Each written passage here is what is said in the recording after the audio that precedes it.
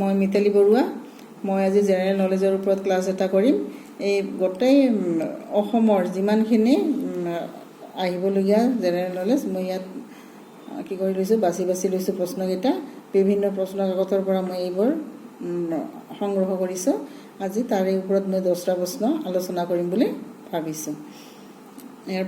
এতিয়া মই প্ৰথম প্ৰশ্নটো আৰম্ভ কৰিছোঁ। শ্ৰীমন্ত শংকৰদেৱ ৱাজ বৰ্ণ ইন। শ্ৰীমন্ত শংকৰদেৱৰ জন্ম কেতিয়া হৈছিল?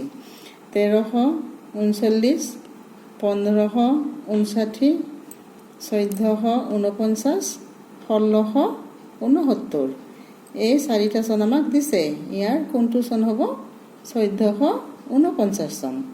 শংকৰদেৱ ক'ত জন্মিছিল? লগতে মই এইখিনিও কৈ দিছোঁ। শংকৰদেৱ জন্মিছিল নগাঁৱৰ বৰদোৱাৰ আলিপুখুৰী নামৰ গাঁও এখনত। তেওঁৰ দেউতাকৰ নাম আছিল কুসুম্বৰ ভূঞা আৰু মাকৰ নাম আছিল সত্যসন্ধা। প্ৰথম প্ৰশ্নটো গ'ল। ছেকেণ্ড প্ৰশ্নটো চোৱা। The first capital of the Ahom was. আহোমসকলৰ প্ৰথম ৰাজধানী ক'ত আছিল? গাছিগাঁও, গোৰগাঁও, চৰাইদেউ, ৰংপুৰ। এতিয়া 4টা অপশ্যন দিছে। 4টা অপশ্যনৰ ভিতৰত আমাৰ হ'ব কোনটো? চৰাইদেউ। লগতে মই আৰু এটা কথা কৈ থওঁ যে প্ৰথম আহোম ৰজাজন আছিল চুকাফা। চুকাফাই আহোম ৰাজ্য প্ৰতিষ্ঠা কৰিছিল আৰু প্ৰথম ৰাজধানী চৰাইদেউত পাতিছিল। যে আহোমৰ প্ৰথম ৰাজধানী ক'ত আছিল তেনেকৈ নকৈ যদি এনেকৈ আহে প্ৰশ্নটো যে আহোমসকলৰ প্ৰথম ৰজা কোন আছিল, বা ৰজা নকয় আহোমসকলে স্বৰ্গদেউ বুলি কয়। প্ৰথম স্বৰ্গদেউ কোন আছিল? তেতিয়া কি হ'ব উত্তৰটো? তেওঁৰ নাম আছিল চুকাফা। এতিয়া 3 নম্বৰ প্ৰশ্নটো আহিছোঁ। হু বিল্ড দ্য ধদৰ আলি। ধদৰ আলি কোনে বনাইছিল? ধদৰ আলি বুলি আমাৰ অসমত এটা নামজদা এটা কি আছে, মানে বহুত সুখ্যাত এটা বাট আছে, আলিবাট আছে। সেই আলিবাটটো কোনে বনাইছিল? গদাধৰ সিংহ, উদয়াদিত্য সিংহ, ৰুদ্ৰ সিংহ, চুহুংমুং। আমাক 4টা অপশ্যন দিছে। তাৰে ভিতৰত হ'ব গদাধৰ সিংহ। ধদৰ আলি কি কৰিছিলে? গদাধৰ সিংহই ধদ মানে এলেহুৱা মানুহ কিছুমানৰ দ্বাৰা এই আলিটো সজাইছিল। সেইকাৰণে সেই আলিটোৰ নাম আছিল ধদৰ আলি। এতিয়া 4 নম্বৰ প্ৰশ্নটো আহিছোঁ। The Tai Ahom name of Bamuni Konwar was. তাৰমানে বামুণী কোঁৱৰৰ টাই আহোম নাম কি আছিল? চুদাংফা, চুতামলা, চুহুংমুং, চুবিনফা। আমাক 4টা অপশ্যন দিছে। প্ৰথমটো দিছে চুদাংফা, তাৰপিছত আছে চুতামলা, তাৰপিছত দিছে চুহুংমুং, তাৰপিছত দিছে চুবিনফা। এই 4টাৰ ভিতৰত কোনটো হ'ব? এই চুদাংফা হ'ব। বামুণী কোঁৱৰৰ নাম কিয় আছিল? যে তেওঁ বামুণ মানুহ এঘৰত ডাঙৰ দীঘল হৈছিল। সেইকাৰণে তেওঁ বামুণী কোঁৱৰ নামে পৰিচিত আছিল। তেওঁৰ আহোম নাম আছিল চুদাংফা। 4 নম্বৰ গ'ল। এইবাৰ 5 নম্বৰ প্ৰশ্ন। Sukladhwaj was popularly known as. Sukladhwaj কি নামেৰে জনাজাত আছিল? নৰনাৰায়ণ, চিলাৰায়, ৰুদ্ৰসিংহ, চুহুংমুং। এই 4টা অপশ্যন দিছে। 4টা অপশ্যনৰ কি হ'ব আমাৰ এইটো? চিলাৰায়। শুক্লধ্বজ চিলাৰায়ৰ সৰুকালৰ নাম আছিল শুক্লধ্বজ। ঠিক যদি আমাৰ প্ৰশ্নটো আহে নৰনাৰায়ণৰ আৰু এটা নাম কি, তেতিয়া সেইটো কি হ'ব উত্তৰ? মল্লদেৱ। এইবোৰ মনত ৰাখিবা। এইবাৰ 6 নম্বৰ প্ৰশ্নটো লৈছোঁ। The historic Assam accord was sign on.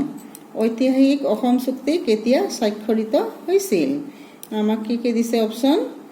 1986, 1985, 1987 আৰু 1984। আমাৰ কোনটো হ'ব? 1985।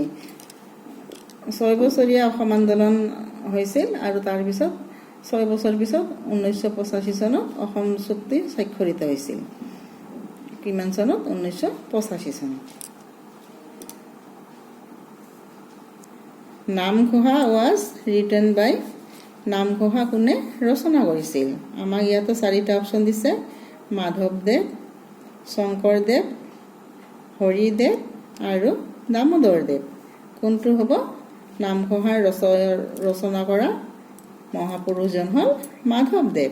আমাৰ 1 নম্বৰ অপশ্যনটো হ'ব এ নম্বৰ। আৰু তেনেকৈ আৰু আহিব পাৰে যে কীৰ্তন ঘোষা কোনে ৰচনা কৰিছিল। তেতিয়া কীৰ্তন ঘোষা ৰচনা কৰিছিল কোনে? শ্ৰীমন্ত শংকৰদেৱে। মহাপুৰুষ শ্ৰীমন্ত শংকৰদেৱে কীৰ্তন ঘোষা ৰচনা কৰিছিল আৰু মাধৱদেৱে নাম ঘোষা ৰচনা কৰিছিল। এতিয়া মই 8 নম্বৰ প্ৰশ্নটো লৈছোঁ। হিউৱেন-চাং ভিজিটেড ডুৰিং দ্য ৰেইঞ্চ অফ। তাৰমানে হিউৱেন-চাঙে কাৰ ৰাজত্বকালত অসমলৈ আহিছিল? এইটো সমুদ্ৰ বৰ্মন, বীৰপাল, ভাস্কৰ বৰ্মা, জয়পাল। এইটো কি আছে? প্ৰথমটো আছে সমুদ্ৰ বৰ্মন, তাৰপিছত নেক্সটটো আছে বীৰপাল, 3 নম্বৰ আছে ভাস্কৰ বৰ্মা আৰু জয়পাল। এই 4জনৰ কোনজন হ'ব?